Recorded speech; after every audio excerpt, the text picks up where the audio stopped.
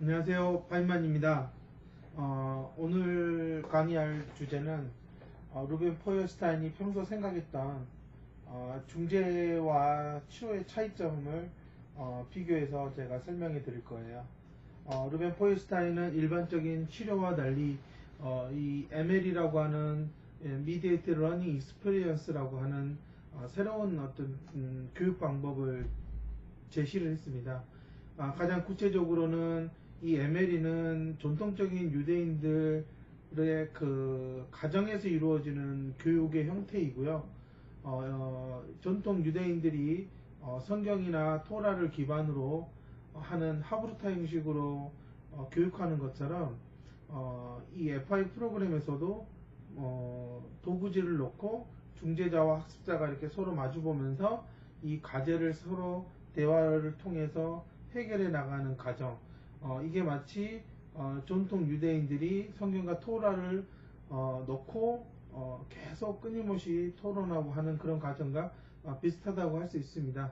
하지만 이제 하브루타는 성경과 토라를 기반으로 해야 된다면 FI 프로그램은 이 FI 도구지를 기반으로 하기 때문에 그러한 어떤 컨텐츠를 사용하느냐에 따라서 지금 크게 구별이 되지만 일반적인 치료와 중재의 차이점에서는 루벤이 바라본 관점은 이제 여러 가지가 있습니다. 과연 이렇게 생각하시면 되겠죠. 기존에 있는 피아제 인지발달 이론에 따르면 뭔가 어떤 연령대로서 그 아이가 인지적으로 성장해가는 과정이 있다라고 얘기를 하는 거고요. 그렇게 되면 그 단계에서 아이가 성취해야 될, 경험해야 될 경험이 부족하거나 인지적인 자극이 부족하면 그 아이의 인지적인 기능이 향상될 수 있는 기회는 점점 줄어든다는 거죠. 그거에 비해서 이제 루벤 포이어슈타인이 강조한 것은 누구나 중재학습 경험, 그 연령에 필요로 하는 중재학습 경험을 한다면 얼마든지 인지적으로 그 단계를 초월할 수 있는 능력을 가질 수 있다라고 얘기를 하는 겁니다. 그런 측면에서 제가 이렇게 한국에 들어와서 인지치료와 이런 인지적인 중재를 비교했을 때 기존에 있는 치료는 거의 대부분이 외연적으로 드러나는 행동을 수정하고 변화시키는 데 초점을 두고 있어서 상당히 많은 시간을 투자해서 훈련하는 시스템이라는 거고요.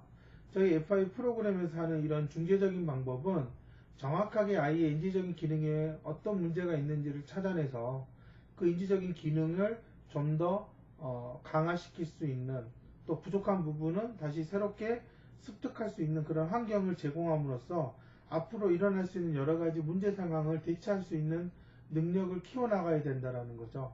그런 측면에서 기존의 치료가 외연적으로 보여지는 행동 변화에 초점을 많이 두고 있는 반면 FI 프로그램은 그 인간의 그 내면, 뇌구조에서 변화되는 내면적인 변화에 더 초점을 두고 있다고 볼 수 있습니다.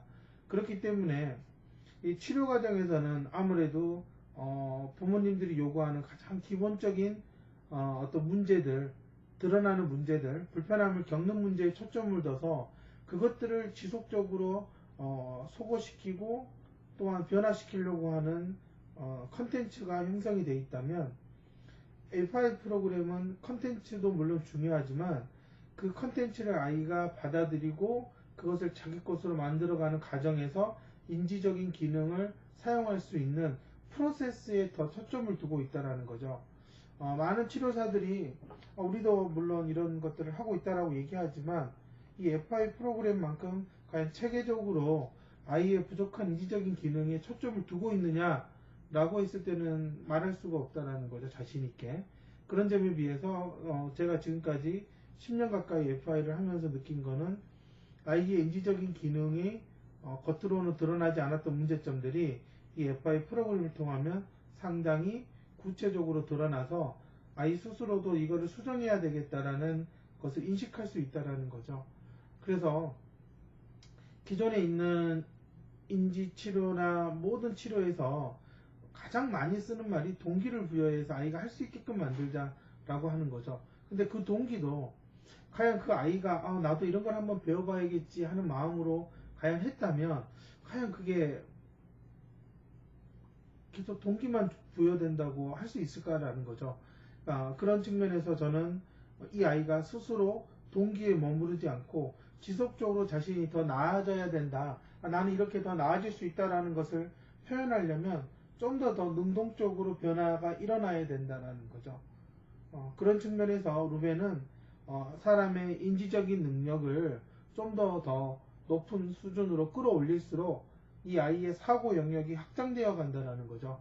사고 영역이 확장된다는 것은 그만큼 활동 영역이 이전에 비해서 더 넓혀진다는 걸 의미하기 때문에 특히 지금 한국에서 가장 어려움을 겪는 이런 사회성이 부족한 아이들한테 많은 곳 치료센터에서 뭐 사회성 그룹이니 뭐 놀이치료니 뭐 짝치료니 뭐 여러가지 활동을 중심으로 하는 치료로 아이들에게 뭔가 활동성을 느끼게 해주려고 하는 시도를 하고 있지만 근본적으로 중요한 거는 이 아이가 그 점점점 나이가 들어갈수록 그 나이에 맞는 주변의 어떤 그런 환경적인 변화를 인식하고 그에 맞는 적절한 행동을 생각해낼 수 있느냐라고 했을 때 과연 기존에 있는 그런 방식으로는 한계가 드러난다는 거죠. 네. 많은 어머님들이 사회성을 단지 정서의 한 영역으로만 바라보고 있다는 거, 과연 그렇게 정서의 한 영역으로만 바라보게 되면 그 아이가 그렇게 감정적인 경험을 제대로 인식하고 표현하려면 과연 무엇이 필요할까라고 했을 때 인지적인 능력이 정말 중요하다는 생각을 해줘야 되는데 대부분 그렇지 않다라는 거죠.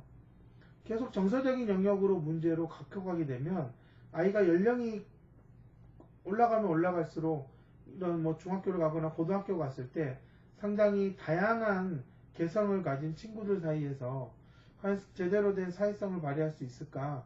친구와 어떤 충돌하는 상황이 생겼고 문제가 생겼을 때 과연 이 아이가 상황을 제대로 분석하고 문제의 원인을 찾고 해결책을 찾을 수 있는 능력이 있을까라고 했을 때 인지적인 능력이 없이 과연 그게 가능하냐는 겁니다. 제가 이런 얘기를 참 많이 하죠. 치료사들 교육할 때도 그렇고 그랬을 때 다들 놓쳤던 부분들이 인지적인 기능의 중요성을 너무 간과했다라는 거죠. 그리고 그것을 마치 학습을 하면 된다라고 생각을 했다라는 거예요. 이건 분명히 어렸을 때부터 인지적인 기능이 지속적으로 끌어올려져 갔을 때 이게 가능해지는 것인데 학습이라는 게 이루어지는 건데 이거는 지금 거꾸로 학습을 시키면 인지적인 기능이 향상이 된다라고 얘기를 한다라는 거죠. 이거는 뭐 인지치료를 제대로 배우지 못한 분들이나 학습치료가 뭔지를 모르는 분들이 하는 가장 잘못된 설명 중에 하나고요. 특히 사회성 치료에 관련되어 있는 치료사들 입장에서 너무나 인지적인 요소를 고려하지 않고 있는 게 이게 나이가 들어가는 과정에서 학년이 높은 아이들이 겪는 사회성 문제들은 쉽게 해결되지 않는다라는 거죠. 그랬을 때 이제 루벤이 생각했던 부분도 이런 인지적인 기능을 좀 더 강화시켜주고 향상시킴으로써 전반적으로 상황을 분석하는 능력을 키워줘야 된다라는 데 초점을 두고 있는 것입니다. 또 하나는 기존에 있는 치료는 상당히 아동이나 학습자에게 수동적으로 수용하는 어떤 그러한 역할을 준다라는 거죠. 즉 치료사가 무언가를 가르쳐주고 아이가 그것을 따라하는 겁니다. 즉 그렇기 때문에 아이는 치료사가 보여주는 것을 이해할 때까지 지속적으로 그것을 지켜보고 있어야 되고 그것을 이해하지 못하면 당연히 치료사로부터 부정적인 피드백을 받거나 나는 이런 걸 할 수 없다라는 한계를 인식하게 되는 것이죠. 그렇기 때문에 이런 수동적, 수용적인 학습을 오랫동안 경험한 아이들은 점점점 한계를 경험하게 되고 실패를 하게 되고 그 실패가 두려워서 회피하는 성향이 점점점 나타나게 됩니다. 지금 초등학교 고학년 아이들에서 이런 행동이 나타난다면 분명히 이전 치료에서 그런 문제점이 있었다라는 거고요. F5 프로그램은 상당히 능동적이고 활동적인 아이가 참여하는 그러한 수정이 일어나는 학습이 이루어진다라는 것이죠. 즉 아이가 모든 과정에서 자기가 보고 듣고 느끼고 생각한 것을 표현하고 그에 맞는 해결책을 찾아내는 과정에서 중재자와 대화를 하고 또 그런 전략을 수정하고 이런 모든 과정이 상당히 액티브하게 참여하는 형태로서 진행이 된다라는 거. 이런 측면에서 아이가 점점 자신에게 닥친 여러 가지 문제 상황들을 해결할 때 회피하거나 숨지 않고 능동적으로 그 문제에 접근해서 분석하고 해결책을 찾아갈 수 있다는 측면에서 상당히 액티브하고 액티브한 측면이 있다라는 거고요. 기존의 인지치료에서는 패시브에서 이 또래에서 일반 아동들 또래에서 배우는 그러한 학습을 따라가는 형태의 훈련 위주가 상당히 많다라는 걸 얘기하는 겁니다. 또 하나는 기존 치료가 부모가 요구하는 것을 보여주기 위한 것에 초점을 두고 있는 결과에 대한 초점을 두고 있기 때문에 그런 결과가 몇 번을 해서 몇 번이 나타났다라는 확률적 게임이라는 거고요. 당연히 더 많은 확률을 높이려면 당연히 더 많은 시간을 배워야 된다라는 거죠. 하지만 FI 프로그램에서의 중재는 정확하게 과정지향적이기 때문에 처음부터 하나를 할 때 제대로 계획을 세워서 각 단계별로 성취해가는 과정을 겪어야 되기 때문에 그게 처음부터 끝까지 하나로 이루어졌을 때 바로 이게 하나의 프로세스가 성취 경험으로 만들어진다라는 겁니다. 많은 치료사들이 물론 나도 이렇게 과정 중심으로 하고 있다고 하지만 이게 체계적이냐 체계적이지 않냐라는 것은 확연히 그 아이가 얼마나 그 과정에 참여했고 표현할 수 있는 능력이 더 많이 생겼냐라는 겁니다. 최근에 저희 센터에서 어린아이들이 상당히 이러한 체계적인 학습에 상당히 적응을 잘하고요.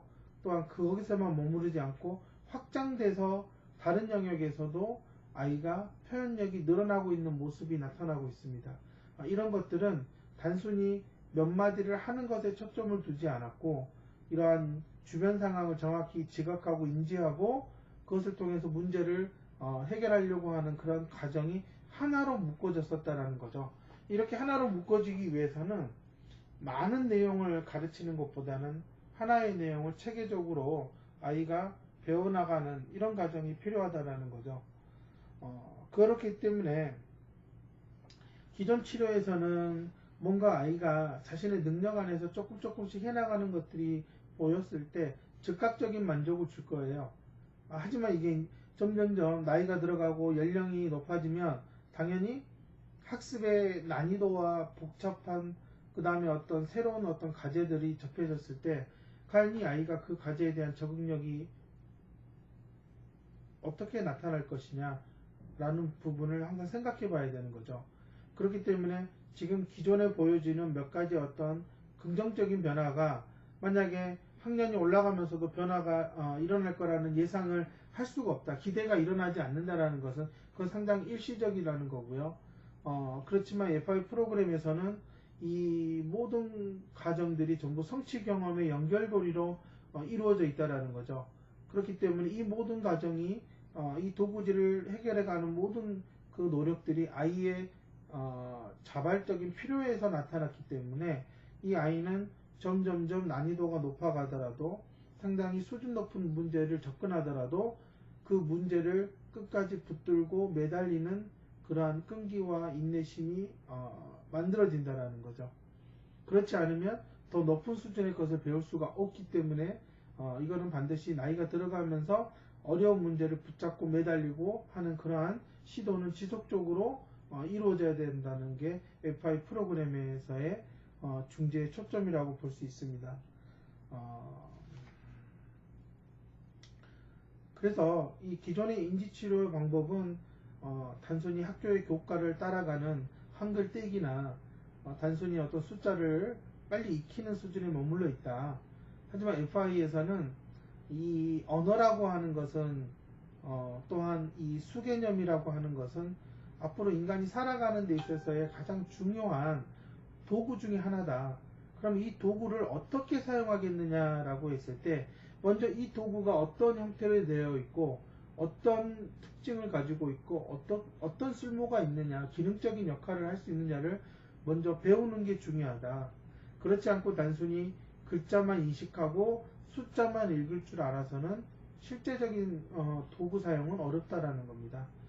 그런 측면에서 FI 프로그램이 이 언어의 중요성도 강조하지만 무엇보다도 이 아이가 처음으로 이 어떤 학습이라는 상황에서 자신의 인지적인 기능을 어떻게 사용해야 되느냐, 그러기 위해서는 자신의 기본적인 감각기관을 어떻게 잘 활용해야 되느냐, 이런 부분들이 어렸을 때부터 초등학교에 입학하기 전부터 잘 갖춰졌을 때 인지적인 기능은 구조화되는 속도가 상당히 빨라질 수 있다는 거죠. 그래서 이 인지적인 기능을 향상하기 위해서는 체계적인 프로그램으로 장기간을 아이가 학습해야지만이 사실상 효과를 지속적으로 일어날 수 있게 유지할 수 있다는 거고요. 이렇게 기존에 어떤 학습지를 했다가 바꾸고 어떤 워크북을 샀다가 안 되니까 바꾸고 또 뭐 하니까 바꾸고 하는 이런 식의 기존의 인지치료 방식은 한계가 드러날 수밖에 없다. 그렇기 때문에 제가 항상 카페에서 얘기하듯이 그런 식의 주목구구식의 방법으로 하게 되면 초등학교 입학했을 때 모든 문제들이 수면으로 다 드러나게 된다는 거예요. 현재 많은 초등학교 교과 영역에서 이 아이들의 인지적인 능력을 발휘하는 그러한 능력을 요구하는 그런 수행과제들이 많아지고 있는데, 그럼 인지치료사들이 그걸 알고 있느냐라는 겁니다. 그걸 알고 있지 않고 단순히 한글을 떼고 숫자만 떼게 하는 식으로는 정말 아이들에게 초등학교 입학했을 때 필요한 인지적인 능력을 갖추게 해줄 수는 없다라는 거예요. 특히 지능이 낮고 인지적으로 다른 또래에 비해서 이해하는 능력이 부족한 친구들한테 이런 일반 아동들이 하는 학습의 컨텐츠를 가지고 접근하는 것은 옳지 않다라는 거예요. 그렇기 때문에 제가 이 FI 프로그램을 좋아하는 이유이고요. 이 FI 프로그램은 그렇게 또래에 비해서 지능이 낮거나 인지적인 처리가 어려운 친구들한테 상당히 체계적으로 일반 아동 수준에 가까울 수 있는 능력을 갖추게 도와줄 수 있다는 측면입니다. 하지만 지금 또 안타까운 것은 어찌됐든 이 FI 프로그램이 못해도 6세부터 시작해서 성인까지 적용할 수 있는 여러 가지 단계들이 있는데, 현재 우리나라에서 하는 인지치료 방식으로는 FI 베이직, 가장 낮은 베이직 단계를 시작할 수 있는 연령이 없다라는 거고요. 이게 지금 이제 가장 큰 문제가 되고 있는 부분입니다. 이렇게 바로 베이직 단계부터 시작할 수 있음에도 불구하고 기존의 인지치료를 받아온 아이들한테는 이 베이직 단계도 너무나 어렵다라는 거예요.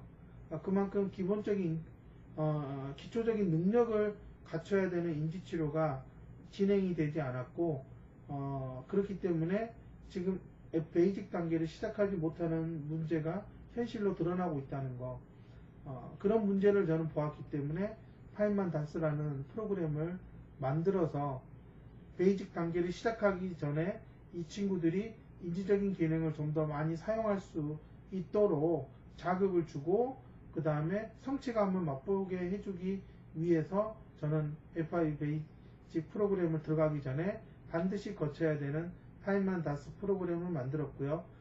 현재 5세부터 7세 정도의 아이들이 제가 개발한 이 다스 방법을 통해서 가장 기본적인 정보부터 지각해서 그것들을 인지하고 그것들을 조작하는 그러한 경험을 하고 있습니다. 마무리를 하자면 기존의 인지치료와 중재는 확연히 다른 출발점을 가지고 있습니다. 외연적인 행동 변화에 초점을 둔 인지치료냐, 아니면 내면에서부터 아이의 잠재성이 깨어나서 외연적으로 발휘가 되는 목표가 있느냐에 따라서 이게 인지치료의 기존 인지치료냐 아니면 중재냐 이렇게 구별될 수 있다라고 저는 설명을 드릴 수 있고요. 앞으로 점점점 더 연령이 낮은 아이들한테서 초등학교 입학을 준비한다면 지금 파인만 다스와 같은 프로그램을 통해서 인지적인 기능을 키우지 못하면 실질적으로 연령이 되어도 FI 베이직을 할 수 있는 아이들의 수는 많지 않다라는 거죠. 그렇다고 해서 또 베이직을 들어가기 위해서 다른 어떤 인지치료를 받는 게 중요하냐? 이미 효과가 없는 거를 계속하는 건 의미가 없다라는 겁니다. 저는 최대한 장애아동을 키우는 부모님들이 이런 인지적인 기능을 어렸을 때부터 키울 수 있는 방법들을 좀 배워야 되고, 또 그것을 해줄 수 있는 곳에 가서 제대로 된 중재를 받아야 된다는 게 제가 꼭 이렇게 장애아동을 키우는 어린 아동을 키우는 부모님들에게 해줄 수 있는 조언입니다. 제 강의를 자꾸 들으면 들을수록 현재 자신이 하고 있는 이런 치료 방향이 제대로 되어 있는지 생각해 보시고, 또 그 방법이 옳지 않다면 빨리 수정을 통해서 더 좋은 방법을 찾았으면 합니다. 감사합니다.